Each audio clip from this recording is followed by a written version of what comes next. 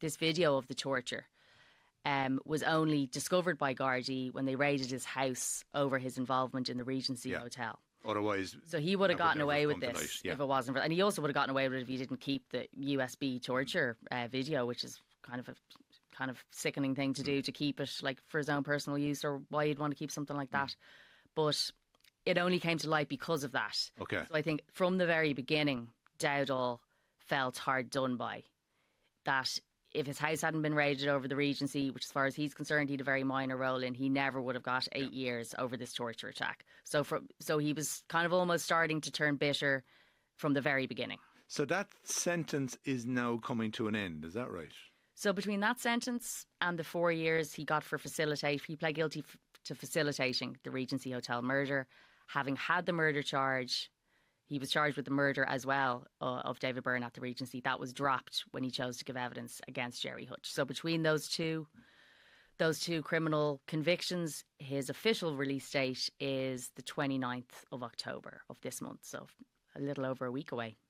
So then what happens? Jonathan Dowdall will come out and return to his former home. No, he won't. So his difficulty now is he was associated with the Hutch family in a feud against the Kinahan cartel.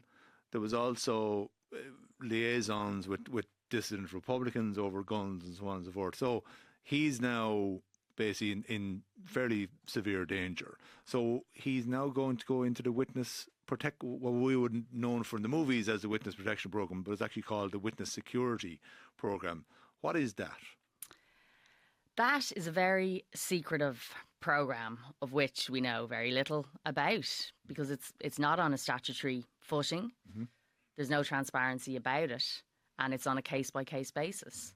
So if you give evidence during a criminal trial, and if your life could be under threat or under danger because of things you've said against serious criminals, you can go off to another country, as in not Gardaí will bring you, set you up with a new life, give you a new social security number, identity, a backstory, a small amount of money, and you're starting a life afresh where these people who may or may not want to kill you can't find you. And that's in a nutshell what it is. And it works really well in America because America's so huge and such a vast country. And if you go into the witness protection in America and get sent 1,000 miles away to the other end of America, it's still America. But in Ireland, you obviously have to go a lot further afield. And it just doesn't seem to be very as effective here. It doesn't seem popular here. And it's been criticised so much by the former Justice Minister, by members of the judiciary, that it doesn't work here for lots of reasons.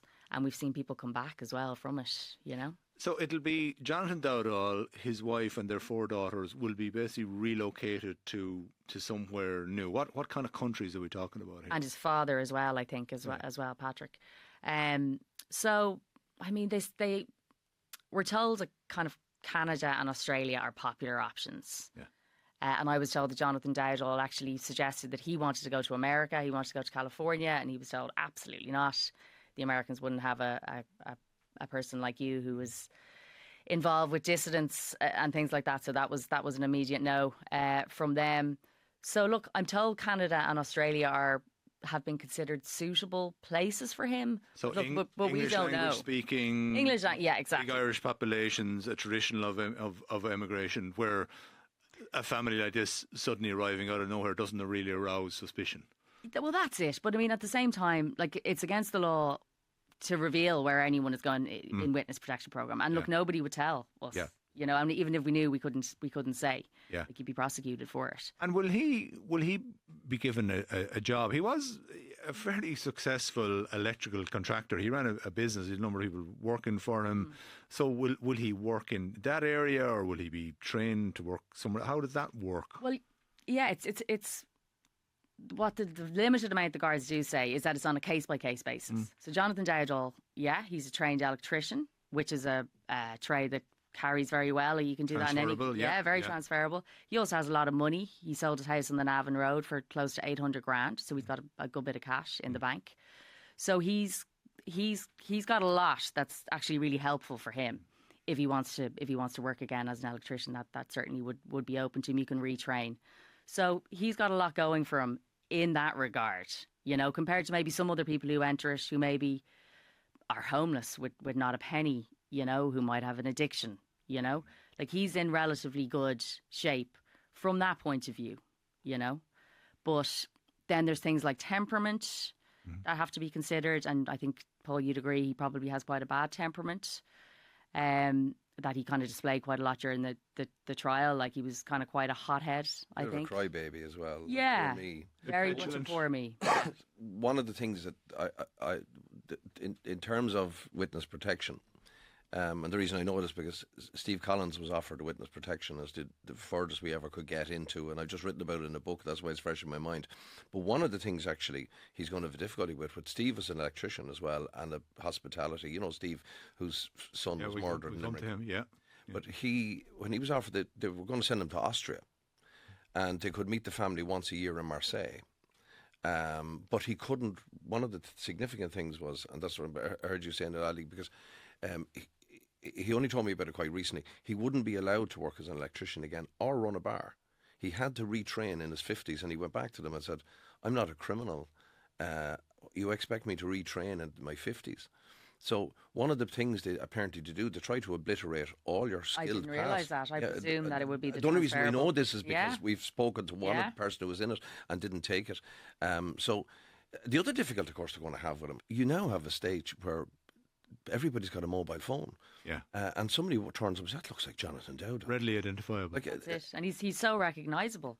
And and he hasn't grown a beard or anything in prison. How does contact with the family work then, Ali? I mean, somebody, as I say, his family will go with him, but what about their extended family? Are you allowed to have any contact? You're not supposed to have any contact with anybody. You can't come home for weddings, funerals? Yeah, nothing? definitely not. Yeah. He's quite a recognisable man as well.